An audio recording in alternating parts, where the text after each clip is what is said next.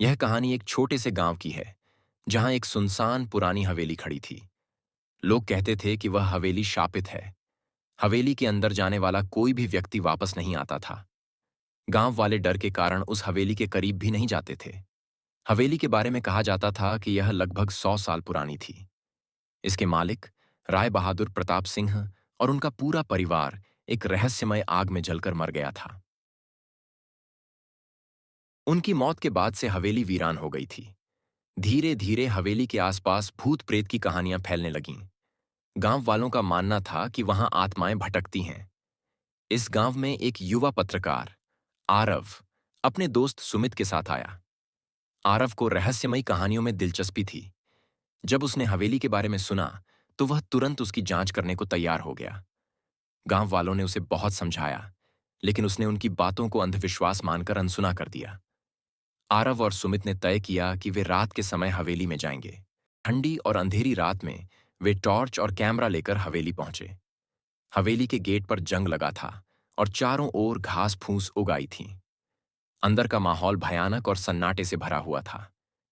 जैसे ही उन्होंने गेट खोला, वह खुद ब खुद जोर से बंद हो गया।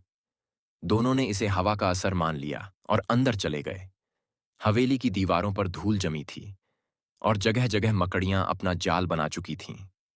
एक पुराने झूमर से हल्की हल्की आवाजें आ रही थीं, जो पूरे माहौल को और डरावना बना रही थीं। हवेली के अंदर कदम रखते ही अजीब घटनाएं शुरू हो गईं। एक कमरे में रखा पुराना कुर्सी अपने आप हिल रहा था। दीवारों पर टंगे चित्रों की आंखें मानो उन्हें घूर रही थीं। अचानक आरव को किसी के चलने की आवाज सुनाई दी। वह चौंका और सुमित से पूछा, क्या तुमने कुछ सुना? सुमित ने कहा, हाँ, ऐसा लगा कोई हमारे पीछे चल रहा है। वे दोनों पीछे मुड़े, लेकिन वहां कोई नहीं था। यह देखकर उनकी घबराहट बढ़ने लगी, लेकिन आरव ने अपने डर को दबाते हुए कहा, शायद यह हमारा वहम है। चलो आगे बढ़ते हैं। अंदर एक बड़े कमरे में उन्हें एक पुरानी लकड़ी की मेज मिली। मेज पर एक फटी पुरानी डायरी पड़ी थी। डायरी पर धूल जमी थी, लेकिन उसमें कुछ लिखा हुआ था।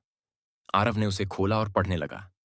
डायरी में लिखा था, जो इस हवेली में कदम रखेगा वह यहां से कभी जीवित बाहर नहीं जा पाएगा।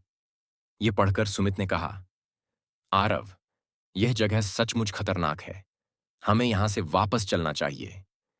लेकिन आरव ने इसे केवल एक डराने वाली चाल समझा और आगे बढ़ने का फैसला किया। वे दोनों सीढ़ियों से होकर हवेली की छत पर पहुंचे।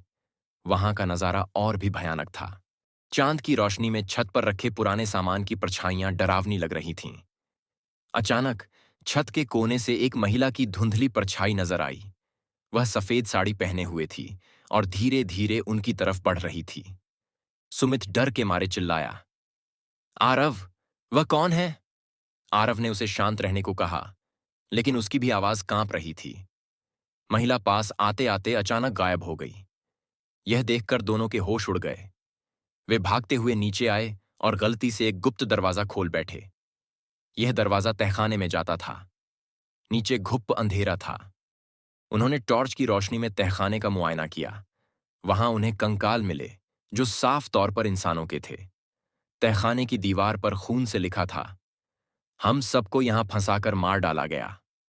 अब दोनों को समझ में आया कि इस हवेली में सचमुच कुछ गलत हुआ था। तहखाने में ही उन्हें एक और डायरी मिली, जो राय बहादुर की थी। उसमें लिखा था कि उनके नौकरों ने उनकी दौलत के लालच में पूरे परिवार को जहर देकर मार डाला और शवों को तहखाने में छिपा दिया।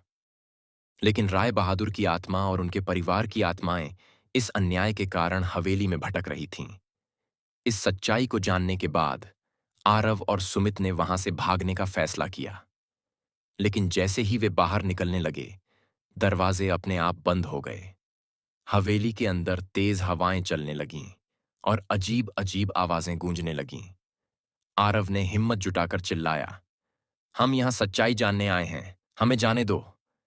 तभी एक डरावनी आवाज आई, तुमने हमारी कहानी सुनी है, अब जाओ और सबको बताओ, ताकि कोई और यहां ना आए। अचानक दरवाजे खुल गए और वे भागकर बाहर निकल आए।